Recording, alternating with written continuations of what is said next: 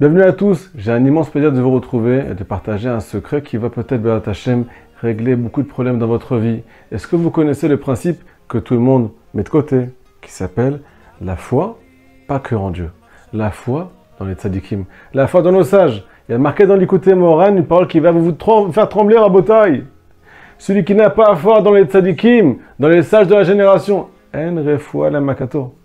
Tout ce qu'il va pouvoir faire, prier, hurler, remuer le ciel, ça bouge pas, il y a un toit qui bloque tout, c'est extraordinaire. Par contre, celui qui a foi dans la parole de nos sages, alors là, on peut le guérir s'il fait ce qu'il a à faire dans sa vie. Je vais vous expliquer de quoi il s'agit ici, avec une petite histoire que vous connaissez peut-être, ou bien que vous ne connaissez pas, de Baba Saleh, Rabbi Israël Abersera. Toutes ces brachot, elles avaient un impact extraordinaire. Mais quoi? Une fois, ça n'a pas marché. Chez une personne, parmi les 11. 11 jeunes étudiants ont été le voir, ils n'avaient pas d'enfants depuis des années, ils étaient mariés, mais rien à faire, pas d'enfants. Ils sont partis chez Baba Saleh. Et là, qu'est-ce qui se passe? Le tzaddik leur fait la bracha, Bezrat Hashem Barar, cette année, un enfant. Sauf que quoi? J'ai une condition, vous buvez ce verre de Maria. On boit un verre d'alcool qui s'appelle un Maria, un peu piquant, un peu kharif, comme on dit chez nous, bien épicé. Et là, Bezrat Hashem, on attend une bonne nouvelle à la fin de l'année. Tous, ils ont bu le verre. Mais il n'y en a que 10 qui ont eu un enfant. Le 11e, il n'a pas eu d'enfant. Ils ont demandé à Baba Saleh, qu'est-ce qui s'est passé avec lui? Ah, Mziane, le pauvre. Pourquoi lui, ça n'a pas marché? Baba Saleh, il a répondu, allez lui demander, il va vous répondre. Ils vont lui demander, il dit, mais qu'est-ce qui se passe chez toi? Et il a honte. Il a très honte, cette personne-là. Il dit qu'en fait, il ne comprenait pas le lien entre boire un verre d'alcool et le fait d'avoir un enfant. Ça fait des années qu'il prie. Quel rapport maintenant le tzaddik qui vient de boire un verre d'alcool et maintenant tout va changer dans ma vie? Alors là, on lui a dit que c'était à cause de ça que la bracha n'a pas marché. Il est parti demander pardon à Baba Saleh, et là il a été guéri. Qu'est-ce que j'ai envie de vous dire par là, les amis? C'est que la foi dans les tzadikim, c'est ça qui fait que Baba Saleh, c'est Baba Saleh. Si on n'a pas foi en lui, Baba Saleh, il est extraordinaire. Mais il peut donner que à celui qui reçoit, que à celui qui croit en ses paroles, en sa grandeur. Pourquoi je vous dis tout ça, les amis? Parce que parfois on vient, en tout cas dans notre génération, beaucoup négliger les paroles de nos sages. On est très très intelligent. On a beaucoup de recul sur la vie. On a déjà notre philosophie. Et là, qu'est-ce qui se passe? On nous donne des conseils pour guérir. On nous donne des conseils pour avancer dans la vie, pour résoudre des problèmes. Mais nous, on a du mal à les recevoir, ces conseils. On les entend, on veut bien aller à un cours de Torah, mais quand on commence à appliquer, peut-être que c'est vrai, peut-être que c'est pas vrai. Peut-être que franchement, le Rav, il exagère. Peut-être que le tzaddik qui a dit qu'il fallait jamais désespérer, il ne connaît pas mon cas à moi. Je suis vraiment un cas désespéré. Tous ces trucs-là qu'on remet à chaque fois en question, eh bien ça vient pourrir la bracha. Ça vient pourrir le shefa. L'abondance ne pourra pas arriver chez nous, même si elle est prévue pour nous. Même si elle passe par Moshe Rabbeinu. Demain, je te rendez-vous avec Moshe Rabbeinu. Il fait la plus grande bracha du siècle. Si tu n'es pas ce qu'on appelle, si tu n'as pas la foi en lui, peut-être que Akadosh Baruch Hu va dire, à quoi bon? Tu n'as pas foi en mon serviteur, celui que j'ai désigné pour transmettre toutes les brachot dans ce monde, et bien ça ne marchera pas pour toi. Maintenant, une ségoula, les amis, pour vous enrichir, grâce à la foi en nos sages. C'est l'histoire d'un juif qui était radin, il n'y a pas plus radin que lui dans ce monde. Sauf que quoi, il n'y en a qu'un qui l'a dépassé, c'est sa femme. Sa femme était encore pire que lui. Chaque sou qui sortait de la poche, c'était une histoire, c'était des calculs à n'en plus finir. Ils n'ont jamais voulu acheter de voiture, jamais voulu acheter de maison, de location en location, ainsi de suite. Bref, ils vivaient ce qu'on appelle avec beaucoup de restrictions. Et c'était leur choix de vie, parce qu'ils pensaient que c'est comme ça qu'on grandit dans la Torah, qu'on grandit dans la spiritualité. Il faut se séparer de tout, il ne faut pas kiffer, il faut être des gens qui sont dans leur sob matin, midi et soir. Mais un jour, Akadosh Baruch Hu, il a eu pitié d'eux. Il leur a fait rencontrer un tzaddik. Ce tzaddik-là, il était très très proche de Rabbi Nachman. Il leur a dit, je comprends pas. T'as 40 ans, t'as pas de voiture, t'as pas le permis, t'as jamais acheté une maison. Mais dis-moi, comment tu vis? C'est ça, un ben Torah? C'est ça, un juif qui étudie la Torah? C'est comme ça qu'il doit vivre? Un juif qui fait la volonté d'Hachem, il doit vivre de façon aisée. Il doit ce qu'on appelle être rempli de brachot, rempli de bonheur. Il doit voir, ça doit être un kiddush Hachem. Il faut que les gens y voient que, quand on étudie la Torah, on reçoit beaucoup de brachot dans notre vie. Et chez toi, on voit l'inverse. Regarde ce qui est marqué dans le livre de Rabbi Nachman. Celui qui a foi en Dieu, il peut diriger Dieu. Il peut diriger Dieu, pardon. Alors le Rav, il explique. Ça veut dire quoi tout ça? Ça veut dire que toi, ta foi sur Akadosh Baruch Hu, c'est que tu dois vivre dans la restriction. C'est pour ça que tu es petit. C'est pour ça que tu n'as rien dans ta vie.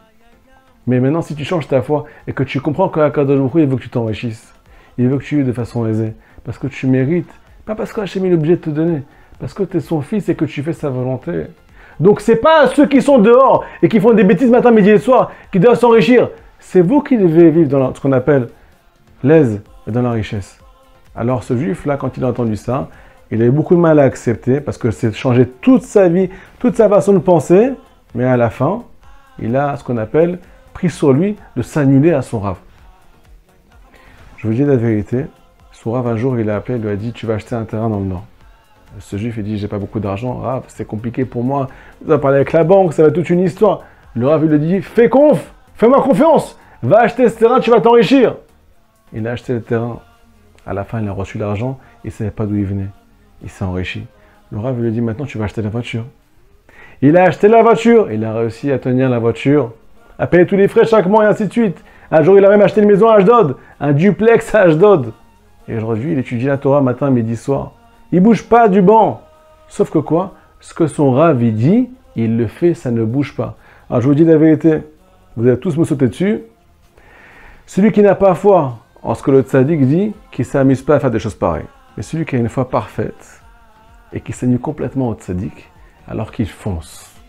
S'il y a marqué dans le Sefer Amidot que celui qui a foi, que Akadosh Baruch Hu veut qu'il soit dans la richesse, veut qu'il soit heureux, veut qu'il guérisse, Hachem il veut ton bonheur, tu vas voir des changements inouïs dans ta vie. Tu ne vas pas savoir d'où ils viennent. Tout ce qui se passe dans notre vie qui est négatif, c'est en fait par rapport à nos croyances sur Dieu. Donc si on vient changer ces choses-là, il y a beaucoup de changements qui vont se faire dans notre vie. Donc c'est une ségoula pour la parnassa, c'est une ségoula pour la santé, c'est une ségoula pour ceux qui ne sont pas mariés. Il y a des gens qui se disent, mais Hachem il ne veut pas que je me marie. Ça fait, j'ai 30 ans, j'ai 35 ans, ça marche pas, j'ai fait des milliards de rencontres. Et l'autre il dit, j'ai jamais trouvé une fille qui était à ma valeur, Hachem il veut pas que je me marie, et ainsi de suite.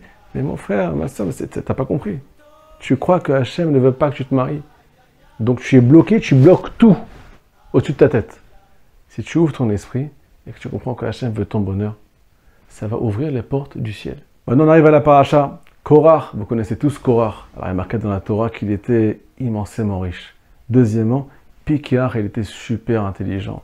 Troisièmement, c'était un dirigeant. Il avait des tonnes de personnes derrière lui. Mais quoi? Un jour, il a tout perdu. Pourquoi? Parce qu'il est rentré en controverse avec le plus grand tzaddik, le plus grand sage de l'humanité, qui s'appelle Moshe Rabbeinu. Et là, qu'est-ce qui se passe? Il a été sanctionné de façon un peu piquante. Au cas où vous ne le savez pas, il a été englouti vivant. Dans la terre. Lui, sa femme, ses enfants, son assemblée et même les objets qui leur appartenaient. Moi, j'ai une question pour vous.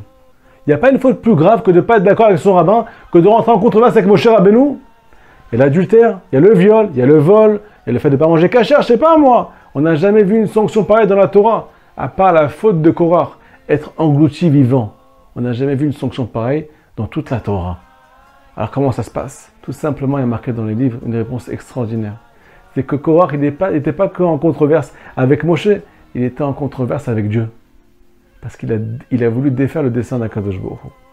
Hachem a mis un système dans ce monde qui s'appelle que toute la Torah, toute la lumière, toute l'abondance, toute la parnassa, toutes les solutions, toutes les guérisons passent par ce qu'on appelle le tzinor, par le conduit qui s'appelle Tzadik Yesod Olam. Donc quand tu es en controverse avec Moshe, tu es en controverse avec le dessein de Dieu.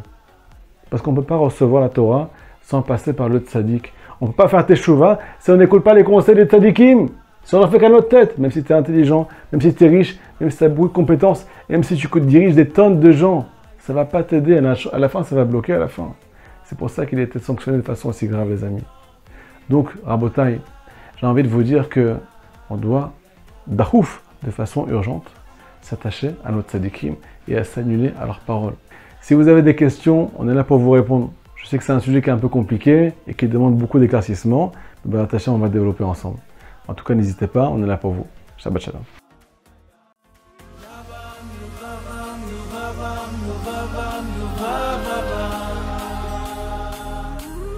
Nuvavam, Nuvavam, Nuvavam.